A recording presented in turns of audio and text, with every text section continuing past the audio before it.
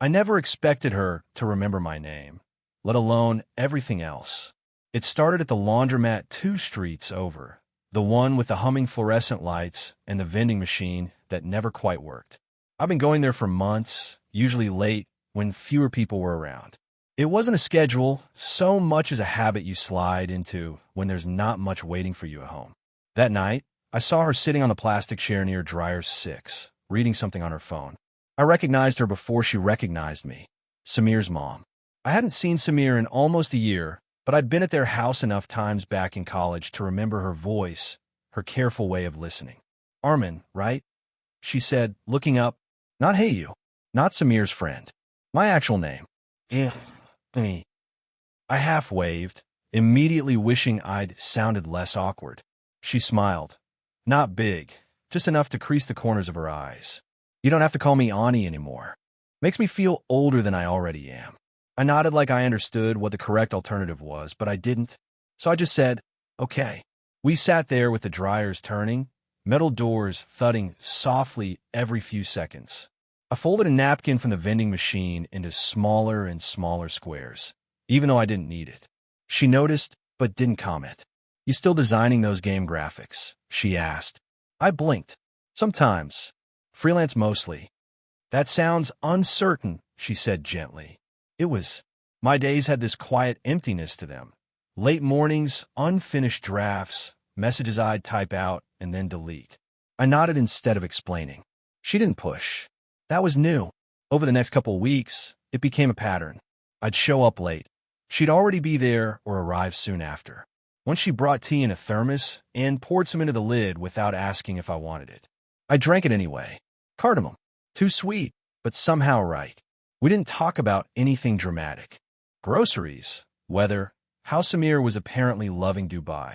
Ordinary things that somehow didn't feel ordinary when she said them. Sometimes she'd hold eye contact a second longer than expected. Not intense, just present. Like she wasn't rushing past the moment. And I realized I wasn't either. Loneliness has strange tells. Mine showed up in small ways. Scrolling contacts with no intention to call. Reheating the same leftovers twice. Keeping the TV on for background noise, even when I wasn't watching. I never told her that. But once she glanced at my phone screen lighting up with nothing but a spam notification and said quietly, phones can be loud when they're empty too. I didn't ask how she knew. One night, her sleeve slipped back while she was loading the dryer, and I caught myself watching her hands, the careful way she smoothed a shirt before tossing it in. She noticed my glance, flicked her eyes up briefly, then back down. No embarrassment, just awareness. That small acknowledgement lingered longer than it should have. Samir says you barely reply to him anymore, she said once. I never know what to say. Sometimes silence says plenty, she replied, but it didn't sound like advice. More like experience. Yesterday felt different, though. Quieter than usual, if that makes sense. She packed her laundry faster, checked her phone twice. When she left, she hesitated by the door. Take care of yourself, Armin, she said. Not goodbye. Not see you. Just that. Then tonight, as I was about to sleep, my phone buzzed. Her name on the screen, which I didn't even remember giving her. The message was short. Are you awake? I might have made a decision I shouldn't have. Can we talk? I've read it 5 times now. Still haven't replied. Her message sat there for almost 10 minutes before I replied. Yeah, I'm awake. 3 dots appeared, disappeared, came back again. Then, could you come by? Just for tea. Samir's old place. I mean my place. That correction lingered longer than the invitation. Her apartment smelled the same. Sandalwood. Maybe detergent. Something warm I couldn't name. But it felt quieter than I remembered. Fewer photos. Same couch. Different cushions. Like someone had slowly edited their own life. You didn't have to come, she said, already pouring tea. You asked. Still. We stood there a second too long before sitting. The clock in the hallway ticked louder than necessary. I found myself watching the steam curl from the cup instead of looking straight at her. So, risky decision. I finally asked. She gave a small laugh that didn't quite land. I told Samir I'm thinking of moving. Maybe Islamabad. Maybe further. Fresh start, I guess. That doesn't sound risky. It does when you've built 20 years in one place. A pause. And when your son thinks you're running away instead of moving on.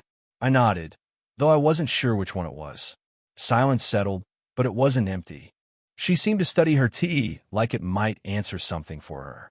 After my divorce, she said suddenly, people kept saying I looked strong, independent. She smiled faintly. Mostly I just felt unobserved, like furniture nobody dusts anymore. That honesty landed softly but heavily. I didn't have anything equally profound to offer, just the truth. I get that. Different reasons, maybe, but yeah. She looked at me properly then, not polite eye contact, not conversational, just a steady look.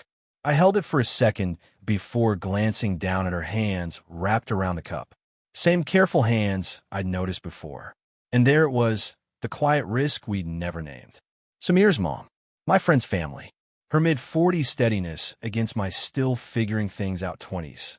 Nothing inappropriate had happened, but the awareness hummed under everything. I'd imagined scenarios I never admitted out loud. Running into her somewhere new, introducing her without explanations, conversations that didn't require this constant self-check. Then guilt would show up like a supervisor. You're quiet tonight, she said. Thinking too much. Dangerous hobby. We both smiled briefly. Later, when I helped her rinse the cups, our shoulders brushed. Not accidental enough to ignore, not deliberate enough to question. She didn't step away immediately. Neither did I. Samir always said you listen more than you talked, she said. Probably because I don't trust what I might say. That's not always a bad thing. When I turned to leave, she reached out, just a light touch on my sleeve, barely there. It could have been balance, emphasis, anything ordinary. But it wasn't ordinary. Not really. Neither of us commented on it. Outside, the night air felt cooler than before. I kept replaying that tiny moment, the touch, the pause, the way she didn't explain it. And honestly, I don't know why that moment stayed with me. Maybe because for a second, it felt like someone had finally noticed I was still there. After that night, our routine shifted. Not abruptly, just enough to feel off balance. She stopped going to the laundromat. Said she'd bought a small washer. Practical. Sensible.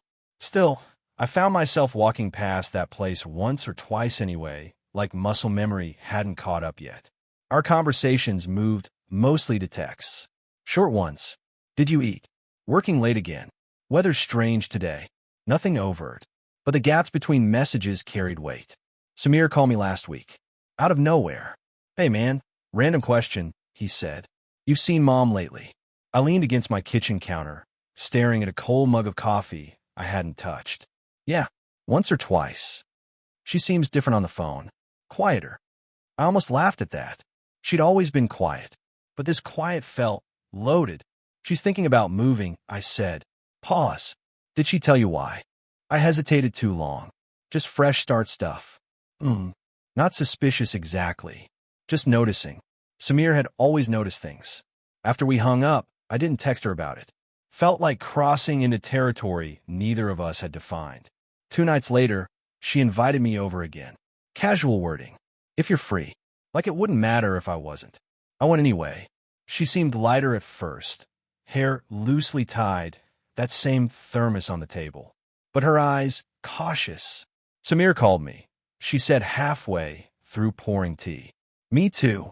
And I shrugged. He notices things. A small nod. Then silence. The kind where you start hearing your own breathing. I don't want him to misunderstand, she said carefully. Misunderstand what? That question sat between us. Too direct. Too late to retract. She smoothed the edge of the tablecloth with her fingers. Once. Twice. Micro movements, like she was aligning something invisible. You're important to him, she said finally. And I don't want to complicate that. Not you're important to me. Not exactly. I told myself that was enough clarity. Should have been. Yeah, of course. But my voice sounded thinner than intended. We tried normal conversation after that. Weather again. Work again. Safe topics. They felt smaller now. At one point she laughed softly at something I said, then stopped midway. Like she'd remembered something she wasn't supposed to forget. You ever think, I started then stalled? Never mind. No, say it. Just whether some connections happen at the wrong time. Her eyes met mine. Steady. Searching. No answer. When I stood to leave, she walked me to the door. Closer than usual. Not touching. Not distant. That quiet tension again. She adjusted my collar absent-mindedly, or maybe deliberately. Hard to tell. Her hand lingered a second too long. Mine didn't move away either. We were close enough that I noticed her breath hitch slightly. Or imagined it. I thought about saying something honest. Something simple. I don't want this to fade. I think about you more than I should. This scares me. But the words stayed internal. Half-formed. She looked up. I leaned in, not fully conscious of deciding to. Almost. Then she stepped back. Just one small step. Enough. Good night, Armin, she said softly. Not cold. Not inviting either. And I left wondering if we protected something or quietly broken it before it even began. I didn't see her for almost 2 weeks after that almost moment at her door. No fight.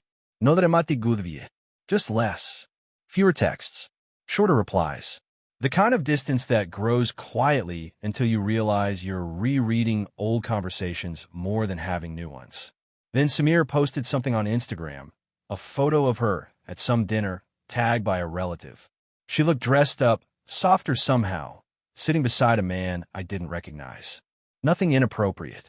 Just proximity. Conversation. Still, it sat wrong with me. Jealousy feels stupid when you don't have a claim. I kept telling myself that while closing the app, opening it again, then closing it for good. A few days later, she texted, "Evening walk. Just the park near your place. If that's okay." Like permission mattered now. The park was mostly empty. Winter air, faint smell of grass, distant traffic humming. She walked beside me, hands tucked into her coat pockets. Careful posture, like she'd rehearsed neutrality. "You've been busy," I said, immediately regretting how it sounded. "So have you," she replied, which wasn't entirely true. We walked half the path before either of us said anything real. I saw the dinner photo. I admitted finally. She nodded, unsurprised. Family friend. Nothing dramatic. I didn't say it was. "No, but you thought it." A small, sad smile. Accurate. Silence again. Shoes crunching gravel. Breath visible in the cool air. Then she stopped walking. "I've been pulling back," she said. Calm voice. No defensiveness. Not because I don't value this, whatever this is, but because I'm starting to rely on it more than I planned. That landed harder than jealousy ever did. "I didn't plan it either," I said. Her gaze softened, but there was tension underneath. "That's exactly what scares me." A long pause. The kind where you notice everything. A dog barking somewhere, the rustle of leaves, your own heartbeat louder than usual. "I spent years rebuilding after the divorce," she continued quietly, "learning not to lean too much on anyone. And then you showed up with tea at laundromats and unfinished sentences, and," she exhaled, "it got easy. Too easy." I looked down at our shadows, stretching on the path. Almost touching. "I don't want to complicate Samir's life," she added. "Or yours. Or mine." Fair. Logical. Painfully reasonable. Still, you ever think avoiding something can complicate it more? I asked. Her eyes met mine again. Less guarded now. More tired. All the time. We sat on a nearby bench. Close enough that our shoulders brushed when either of us shifted. Neither moved away. "I miss talking to you," I said. Not dramatic. Just factual. Her lips parted slightly, like she might respond. Then closed again. "That's the problem, Armin. Not rejection. Not acceptance. Just acknowledgement." The air between us thickened. Not romantic, not platonic. Something unnamed. Fragile. I noticed her hands trembling slightly. She noticed me noticing. "So what are we doing?" I asked softly. She didn't answer immediately. Just looked at me. Steady, searching, maybe a little afraid.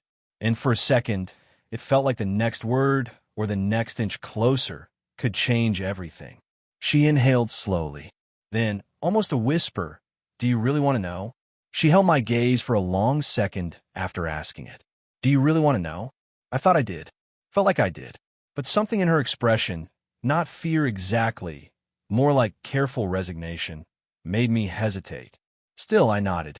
She exhaled slowly, eyes drifting toward the park lights instead of me. "I got an offer last week." Islamabad confirmed it. Job, apartment, Everything lined up. A small pause. I didn't tell you because I knew it would change how we talk. That soon. 2 weeks. The word too echoed strangely in my head.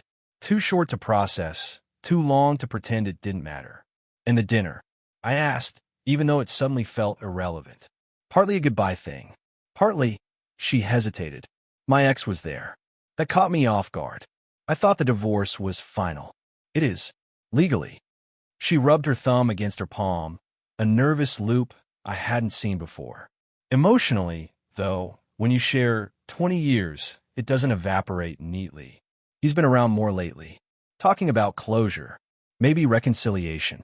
I don't even know what I feel about that. There it was, the complication we both sensed but never named. Hope flickered, then confusion washed over it, then something quieter. Withdrawal, maybe. I didn't want you tangled in that, she added gently. You deserve clarity, not middle chapters. I almost laughed at that. My whole life lately felt like middle chapters. After that, she changed. Not cold, just measured. Texts became polite check-ins again. No late-night thoughts. No unfinished sentences. And I adjusted too. Or pretended to. Skipped the park once when she suggested it. Said work was heavy. It wasn't. Turn off read receipts. Left messages sitting longer than necessary. Self-protection disguised as busyness. Samir called again, but this time I let it ring out. Couldn't explain why. Just didn't have energy for overlapping loyalties. A week passed without seeing her. Then, one evening, I found myself outside her building anyway. No plan, just muscle memory and restless pacing. Lights were on upstairs. I could picture her packing, maybe folding clothes with that same careful attention. Maybe not thinking about me at all. I stood there longer than I should have. Phone in hand. Message drafted. If you leave without letting me say a proper goodbye, I think I'll regret it. Simple. Honest enough. My thumb hovered over send. Didn't press it. Because what would that goodbye mean? Closure. Permission. Something harder. I locked the phone instead. Didn't knock either. Just sat on the bench across the street, watching a window where I couldn't even be sure she was. Cars passed. Someone laughed nearby. Ordinary life, continuing without consulting my hesitation. And strangely, I didn't feel heartbroken, just suspended, like life had started a sentence and forgotten how it planned to finish it. I told myself I wouldn't go back, that sitting outside her building that night had felt like enough of a line crossed, quiet, invisible, but real. So for 3 days, I stayed away, focused on work, returned Samir's call, even cleaned my apartment, which usually meant I was trying to avoid thinking. Then, late afternoon yesterday, my phone buzzed. Leaving tomorrow morning. I realized we never actually said goodbye. No emoji. No extra context. Just that. I stared at it longer than necessary. The old instinct kicked in, delay, overthink, maybe let silence answer for me. But something about the finality of tomorrow morning made hesitation feel heavier than action. So I typed, I can come by, if that's okay. Her reply came almost immediately. Yeah, it is. Her apartment looked half-packed when I arrived. Boxes near the wall. Fewer cushions again. The sandalwood smell still there, but fainter, like it hadn't decided whether to stay. Sorry about the mess, she said. It doesn't look messy. Just transitional. She gave a small nod at that. The kitchen felt safest, so we stayed there. Same thermos on the counter. 2 cups already out, like she'd anticipated tea would be easier than conversation. We stood closer than expected, but not touching. Familiar distance. You almost texted the other night, didn't you? She asked quietly. I froze. How did you have that look when you're holding words back? A soft shrug. You had it at the park too. Fair. I didn't know what saying goodbye meant. I admitted. And now, still don't. But not saying it felt worse. Silence settled. Not tense, not comfortable either. Just honest. She leaned against the counter, arms loosely folded. Less guarded than before. More tired. More real. I kept telling myself this was just situational, she said. Loneliness overlapping. Timing accidents. And was it? Her eyes met mine. No evasiveness this time. No, that was the scary part. That admission cost her something. I could see it in the way her shoulders dropped slightly afterward, like she'd set down a weight she'd been carrying too carefully. I swallowed. I wasn't looking for this either, but I did start relying on it. On you. Probably more than I should have. A faint smile touched her lips. Not triumphant, just understanding. That makes two of us. Another pause. The kind where you realize nothing dramatic needs to happen for something to matter. I don't know what happens next, I said. Distance, your ex, Samir, all real factors. Yes, she agreed, but pretending this meant nothing would feel dishonest. She studied my face for a second, then nodded slowly. Acceptance, not solution. Okay, she said softly. Just that. Not a promise. Not a goodbye exactly either. When I finally moved to leave, she reached out. That same light touch on my sleeve again. Familiar now. Grounding. I smiled, small but real. She smiled back. And, somehow, that fell enough for the moment. Spring arrived quietly that year. Not dramatic blossoms or sudden warmth. Just lighter mornings, fewer jackets. The sense that time had kept moving even when I wasn't sure I had. We stayed in touch after she moved. Not obsessively. Not daily at first. Just small check-ins that gradually became part of the week. A photo of her new kitchen once. A complaint about Islamabad traffic. Me sending a picture of my burn attempt at cooking, which she said looked bravely edible. It never felt forced. That surprised me most. Around 2 months in, she started calling instead of texting. Short calls. Ordinary things. But hearing her laugh without that earlier caution, it settled something in me. Samir adjusted too, slowly. When he realized nothing scandalous was happening, just two people staying present in each other's lives, the tension eased. He even joked once, Mom finally has someone who listens to her tea lectures. That felt like permission in its own understated way. The first time I visited Islamabad, we didn't plan anything elaborate. Just a walk in a nearby park she discovered. Gravel path, wooden bench near a jacaranda tree. Familiar enough to echo the old park back home. We sat there with takeaway cups, her tea, my black coffee. Still no sugar, she asked. Still too much sugar in yours. Always. Some things hadn't changed. That steadiness was comforting. At exactly 8:47 a.m., her phone chimed with a work reminder. She rolled her eyes. Every morning. Same time. I keep meaning to change it. Don't, I said. It's become part of the background. She smiled at that. The kind of smile that doesn't perform, just exists. Life settled into something quietly shared after that. Visits when schedules allowed. Calls that stretched longer. Eventually, a freelance contract brought me to Islamabad more permanently. No dramatic discussion, just gradual alignment. An extra toothbrush at her place. My books slowly occupying a shelf. Tea thermos reappearing in my routines without me noticing when. We never made a grand declaration. Didn't need one. It showed in smaller ways. How she'd rest her hand lightly on my back when passing in the kitchen. How I'd instinctively make her tea before she asked. How silence between us stopped feeling like something to solve.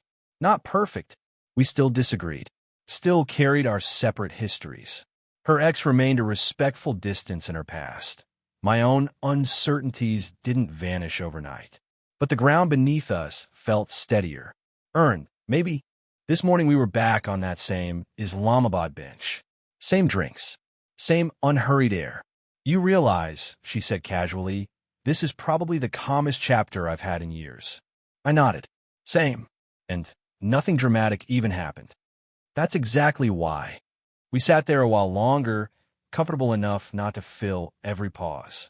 And I caught myself thinking how strange it was that something which began in fluorescent laundromat light, all hesitation and almost had settled into this quiet, durable warmth.